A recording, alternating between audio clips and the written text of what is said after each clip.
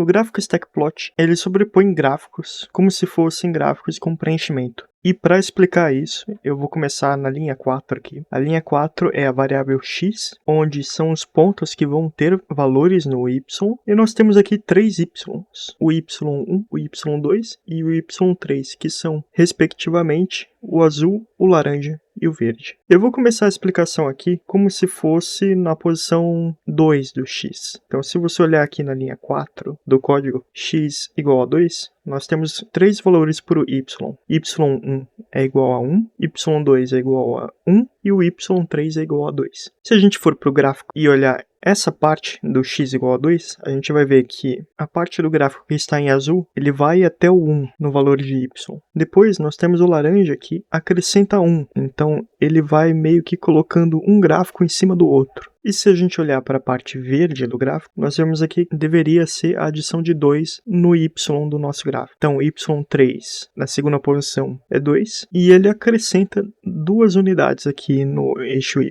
E é basicamente assim que o gráfico funciona. Ele acrescenta aqui no stackplot, na linha 11, os valores de x e uma lista dos valores de y que vão ser acrescentados no gráfico. E esses valores são somados um acima do outro, como se fosse uma sobreposição de gráficos. Aqui no código, já explicando, eu adicionei na linha 13 um grid para a gente poder ver melhor os valores nesse exemplo. E na linha 15 a gente chama o plt.show para poder mostrar o gráfico na nossa tela.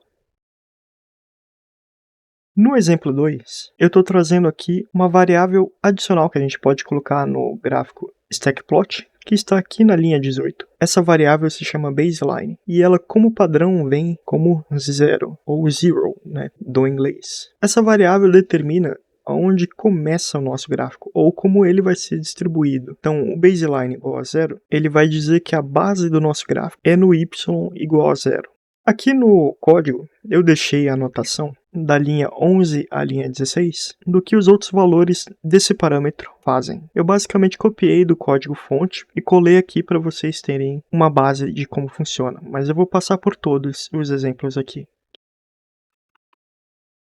Então, o próximo exemplo desse baseline seria baseline igual a sim, que seria symmetric, onde aqui no gráfico ele deixa a forma do gráfico simétrica no eixo x com relação ao y igual a 0. Então aqui ele está deixando igualmente espaçado os valores de y, usando como média o y igual a 0. Isso pode ser interessante caso você esteja fazendo um gráfico que utilize essa forma de visualização.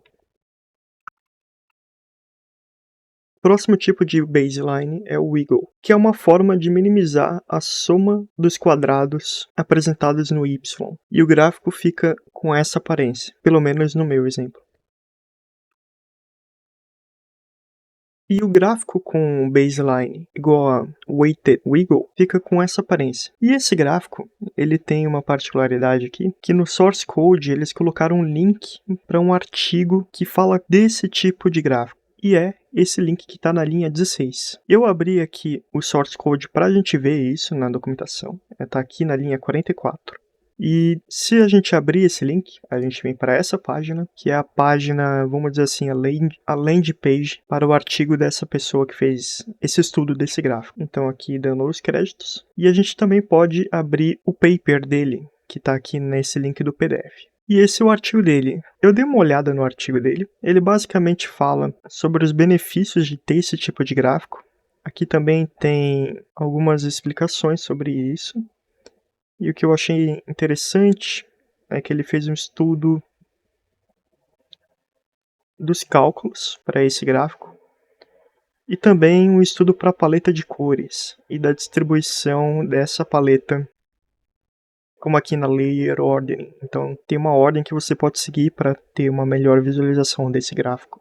No exemplo 3, eu trouxe mais um parâmetro que pode ser passado dentro dessa função stackplot, que são os labels das cores do gráfico. Então, eu coloquei bem de para mesmo, a cor azul eu coloquei a label azul, laranja, laranja e verde, verde. Mas vocês podem colocar o que de fato representa cada uma das cores para o gráfico de vocês. E para chamar essa label, vocês vão precisar da linha 13 desse código, que é o eixo.legend. Que ao chamar essa função legend, ele adiciona esse box aqui que vocês estão vendo com as legendas do gráfico para aparecerem no gráfico. Um outro parâmetro que vocês podem passar nesse gráfico é o parâmetro Colors. E como vocês já devem imaginar, é um parâmetro que recebe uma lista, como aqui mostrado na linha 11, que vai mudar a cor de cada seção do gráfico. Então aqui eu coloquei RGB, que seria Red, vermelho, Green, verde e Blue, azul, para colorir aqui o nosso gráfico.